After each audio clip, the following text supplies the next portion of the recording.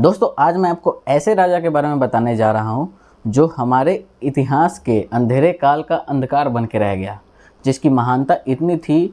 जो अगर ना बताई जाए तो उसके साथ नाइंसाफ़ी होगा। जो पहली बार अरब से आए इस्लामिक इन्वेडर का सामना खुले मैदान में किया था, जिसकी पहली पत्नी ने जौहर और 2 बेटियों को दमास्कस के कैलिफेट यानी कि खलीफा के पास एज अ सेक्स स्लेव के रूप में भेज दिया गया था। वो राजा जिसकी महानता से आज भी दुनिया अनजान है। आज हम बात करने वाले हैं सिंध के हिंदू राजा किंग दाहिर के बारे में। लेकिन उससे पहले अगर आप हमारे चैनल पर न्यू हैं तो एक सब्सक्राइब हमारे चैनल को आप अपने तरफ से दीजिएगा। सिंध एक हिंदू किंगडम था जो प्रेजेंट डे पाकिस्तान में है और इसकी बदनसीबी इतनी है कि आज तक इसके लेगेसी के बारे में किसी को नहीं पता। दोस्तों अरबी सोल्जर अपना पैर चारों तरफ फैला रहा था और अपने आसपास के किंगडम को हराने के बाद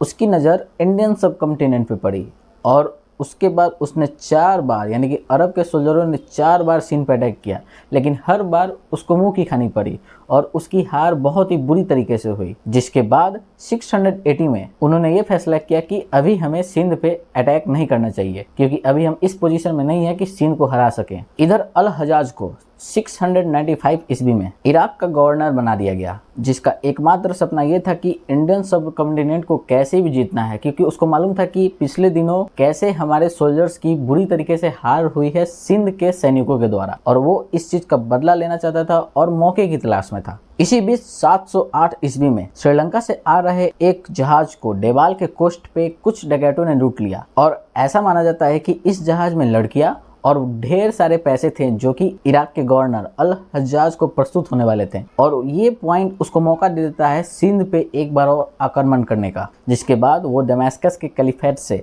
परमिशन लेते हैं और सिंध पे अटैक करने के लिए अपने कमांडर बुदैल को भेजते हैं। और इस अटैक में बुदैल की मौत राजा दाहिर के बेटे के हाथों बुरी तरीके से होती है, जिससे इराक के गवर्नर अल हजाज गुस्से से पागल हो जाते हैं और वो अपने 17 वर्ष के दामाद मोहम्मद बिन कासिम को नेक्स्ट अटैक के लिए यानी कि फिर से सिंध पे अटैक करने के लिए तैयार करते हैं। दोस्तों 1712 ईस्वी में मोहम्मद बिन कासिम देवल पे अटैक कर देता है और उसके आसपास के छोटे छोटे शहरों के नोबेल्स को लालच देकर अपने साइड कर लेता है, और लालच ये देता है कि अगर सिंध पे हमारा विजय होता है तो वहाँ पे मैं तुम्हें उसके सिंहासन पे बैठाऊंगा, जिसके कारण उसके आसपास के छोटे छोटे शहर्स के नोबेल्स मोहम्मद बिन कासिम के साइड में चले जाते हैं। और वहाँ भी यूनिटी ना होने के कारण कोई भी राजा अगर उसके जो मुख्य नोबेल हैं अगर वो उससे विरोध में चले जाते हैं, अगर देशद्रोह या फिर विश्वासघात करते हैं, तो वो राजा लड़ने से पहले ही अपनी लड़ाई हार जाता है। और ऐसा ही कुछ हुआ राजा दाहिर के साथ, जिसके बाद मोहम्मद बिन कासिम राजा दाहिर के किले के करीब पहुंच गया।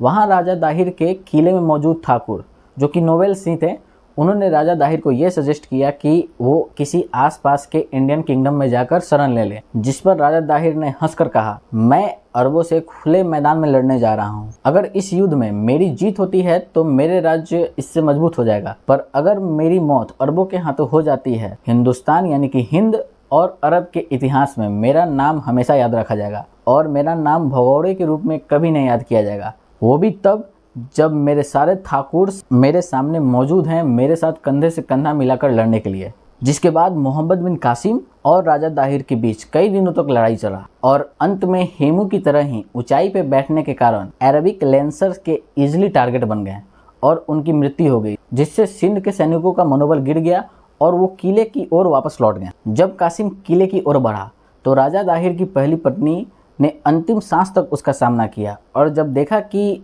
अब ये युद्ध मेरे हाथों से निकलते जा रहा है तो वो और बाकी लड़कियां जौहर यानी कि आग में कूद गईं, क्योंकि उनको अच्छे से पता था कि यदि वो इन इन्वेडरों के हाथों में जाती हैं, जैसे कोई हिंदू किंग किसी राज्य को जीतने के बाद वहाँ की महिलाओं को सम्मान देते हैं, वैसे ये अरब से आए इन्वेडर नहीं देने वाले थे। क्योंकि अरबों में एक बुरी आदत थी, वो जिस इलाके को जीतते थे वहाँ की लड़कियों को सेक्स स्लेव बना लेते थे या फिर अपने हरम में रख लेते थे। तो ऐसे में ऑनर किलिंग से बेटर रानियां और लड़कियां आग में कूदना बेटर समझी और उन्होंने अपना देह त्याग दिया। और फाइनली कासिम के द्वारा राजा दाहिर के बेटे को हराने के बाद सिंध को कॉन्क्यूर कर लिया गया और वहाँ के सिविलाइजेशन को पूरी तरीके से बर्बाद कर दिया गया। फिर चाहे टेम्पल्स को डिस्ट्रॉय करना हो या फिर वहाँ पे जजिया जैसा धार्मिक टैक्स लगाना हो, जो अगर देखा जाए तो आज भी बर्बादी है, क्योंकि पाकिस्तान का स्थिति बिल्कुल बेकार है और वहाँ पे रहने वाले आज भी जितने भी प्रोविंसेज हैं वो आज भी बर्बादी के कगार पे ही दौड़ रहे हैं। इस तरीके से राजा दाहिर के मरने के बाद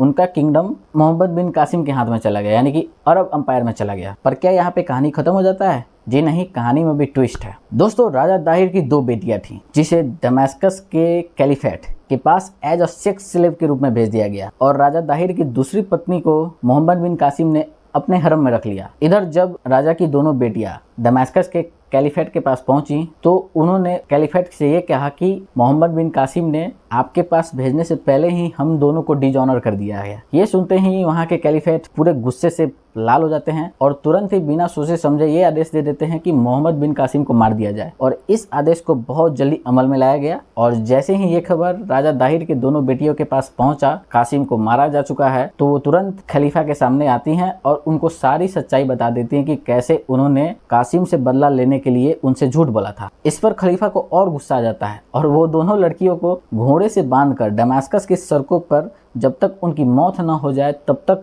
दौड़ाने का आदेश दे देते हैं। फाइनली इस तरीके से एक ग्रेट राजा और उनकी 2 बेटियों की ग्रेटनेस की कहानी अरबों के हाथों समाप्त हो जाती। और हैरानी की बात यह है कि आज भी किसी को इनके बलिदान के बारे में नहीं पता है कि कैसे बाहर से आए इन्वेडरों के सामने अपने देश की रक्षा के लिए इन्होंने बलिदान दिया था। पर मैं ऐसा नहीं करूँगा। मैं ऐसे ही अपने देश के हर एक वो महान राजाओं की महानता की इतिहास आपके सामने लाकर रखूँगा जिसके बारे में किसी को नहीं बताया गया है और ना ही किसी को पता है। तो अगर आपको इन महान राजा के महानता के बारे में अच्छी लगी होगी तो इस वीडियो को मैक्सिमम लोगों तक शेयर कीजिएगा। और अगर आपको ये वीडियो अच्छा लगा होगा, ये इन्फॉर्मेशन अच्छा लगा होगा तो हमारे चैनल को एक सब्सक्राइब जरूर कीजिएगा। धन्यवाद। वंदे मातरम।